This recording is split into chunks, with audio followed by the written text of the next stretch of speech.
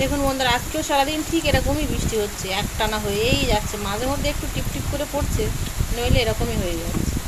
লখনৌ স্টাইলে তাওয়া চিকেন পোলাও কিন্তু খুব সহজেই বাড়িতে বানিয়ে নিতে পারবেন। তো একবার আমার এই পদ্ধতিটা ফলো করুন। নমস্কার বন্ধুরা, সুপ্রিয়া কিচেনে আবারও আপনাদের সবাইকে স্বাগত জানাই। আজকে লখনৌ স্টাইলে চিকেন তাওয়া পোলাও বানাবো, তবে পদ্ধতিটা হবে কিন্তু খুবই সহজ, যা আপনারা প্রত্যেকে বাড়িতে বানিয়ে নিতে পারবেন। আর বাড়িতে থাকা উপকরণ দিয়েই বানাবো। আমি তো আগে আপনাদের বলেছি এমনি বৃষ্টি হচ্ছে আর বাইরের আমার রান্নাঘরের অবস্থা খুবই খারাপ, সেই জন্য আজকে ঘরের মধ্যে রান্না করছি। রান্নাটা করার জন্য প্রথমেই আগে চিকেনটা কেটে ম্যারিনেট করে নেব। চিকেনের যে বুকের সাইডে সলিড পিসগুলো থাকে, সেই সলিড পিসগুলো আমি নিয়েছি। এই পিসগুলো এবার হালকা করে কেটে নেব, যাতে খুব সহজেই রান্না করা যায় আর খুব তাড়াতাড়ি হয়ে যায়।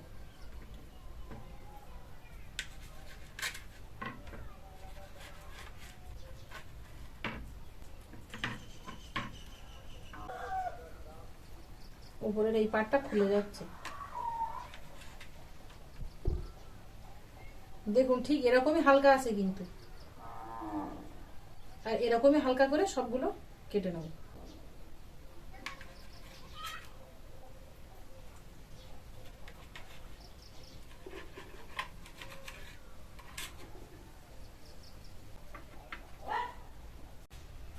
সবগুলো এরকম তেকোনা করে আর এরকম হালকা করে কেটে নিয়েছি। দেখুন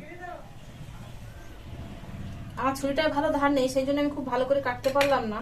তবে আপনারা কিন্তু ঠিক এরকম তেকোনা করে আর এরকম হালকা করে কেটে নেবেন। দেখুন চিকেনগুলো সব কেটে নিয়েছি, এবার চিকেনটা ম্যারিনেট করে নেব। লবণ দিয়ে দেবো আর দিয়ে দেবো লেবুর রস।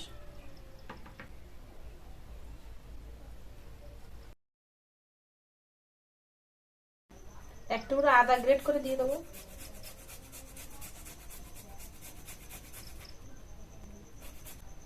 এখানে নিয়েছি হলুদ গুঁড়ো, ধনে গুঁড়ো আর লঙ্কা গুঁড়ো দিয়ে দেবো।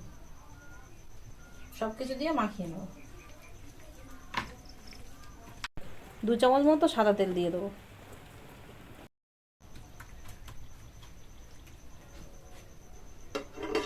মাখিয়ে চাপা দিয়ে রেখে দিয়ে প্রথমে মশলাটা বানিয়ে নেব। এখানে আপনাদের বলে দিই, আগে থেকে দেখুন আমি বাসমতি রাইসের ভাত রান্না করে ঠান্ডা করে রেখেছি। এই ভাতটাই কিন্তু রান্নার মধ্যে ব্যবহার করব।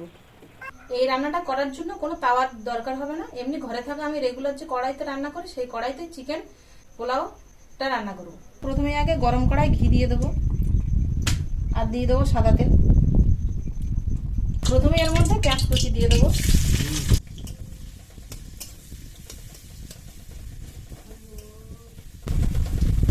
লবণ।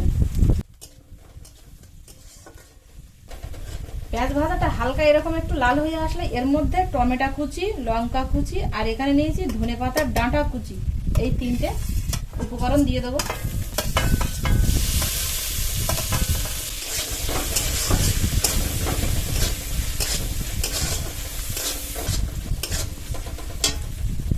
এক মিনিট মতো নেড়ে চেড়ে এবার এর মধ্যে হলুদ গুঁড়ো, ধনে গুঁড়ো আর জিরে গুঁড়ো আর লঙ্কা গুঁড়ো দিয়ে দেবো।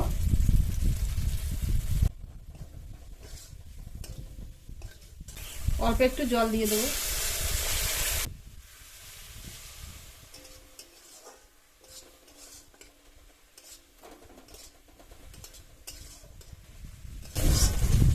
মশলাটা কিন্তু কষানো হয়ে গেছে, দেখুন টমেটোগুলো গলে গেছে আর দেখুন সেইভাবে কিন্তু এরকম গোটা গোটা আছে, একেবারে কিন্তু পাক হয়ে যায়নি। এবার নামিয়ে নেব।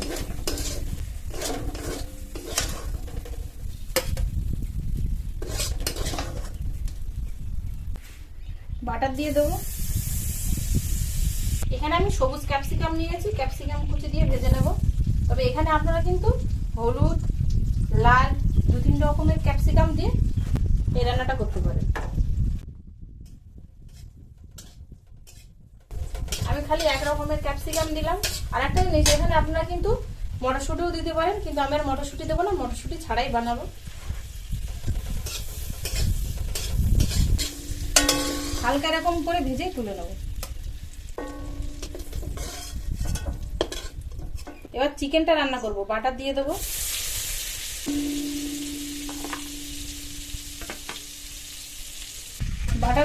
তারপরে ম্যারিনেট করা চিকেনটা দিয়ে দেবো।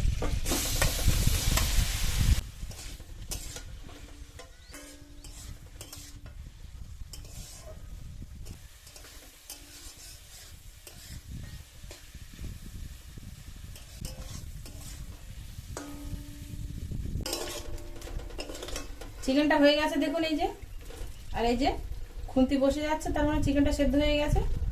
খুব একটা সময় লাগলো, কিন্তু 2-3 মিনিটের করে রান্নাটা হয়ে গেল। এবার এর মধ্যে আগে থেকে এই যে রান্না করে রাখা, ঠান্ডা করে রাখা ভাত দিয়ে দেবো।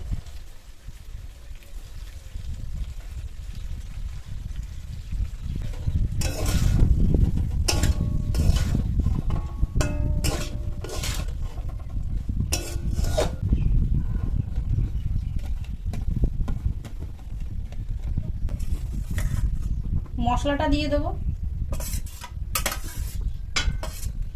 ক্যাপসিকাম ভাজাটা দিয়ে দেবো।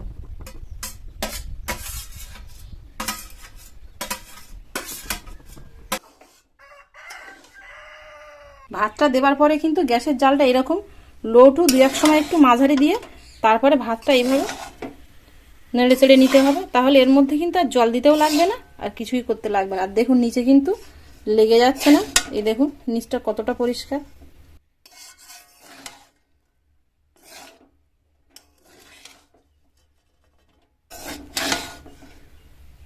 আর ভাতটা দেখুন ঠিক এরকমই কিন্তু ঝরঝরে হয়েছে।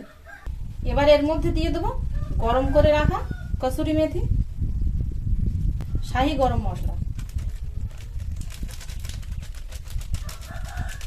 ধনেপাতা কুচি,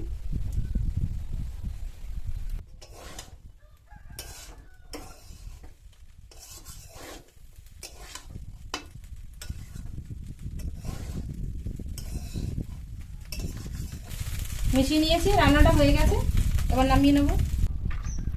বাড়িতেই খাবো সেই জন্য আমি আর ডেকোরেশন করছি না, এর মধ্যে প্লেন থালায় নামিয়ে নিয়েছি। তবে আপনারা কিন্তু ডেকোরেশনের জন্য এর মধ্যে ডিম গোল গোল করে কেটে দিতে পারেন, পেঁয়াজ গোল গোল করে কেটে দিতে পারেন, আর শসাও গোল গোল করে কেটে সব সাইডে একটু সাজিয়ে দিতে পারেন। আমি খালি এর মধ্যে একটু ধনেপাতা আর বাটার দিয়ে দেবো। তো বন্ধুরা, খুব সহজেই আর ঘরোয়াভাবে আমার এই রেসিপিটা কেমন হলো অবশ্যই কিন্তু আপনারা কমেন্টে জানাবেন। আর যদি ভালো লাগে তাহলে প্লিজ প্লিজ বন্ধুরা লাইক করবেন। আর আপনাদের তো বলতেই হবে না যে পরবর্তী আর কি করতে হবে। তো এতক্ষণ আমার সঙ্গে থাকার জন্য আপনাদের অনেক অনেক ধন্যবাদ। আবারও দেখা হচ্ছে আপনাদের সাথে পরের নতুন কোনো রেসিপিতে। ততক্ষণ আপনারা সবাই ভালো থাকবেন, সুস্থ থাকবেন।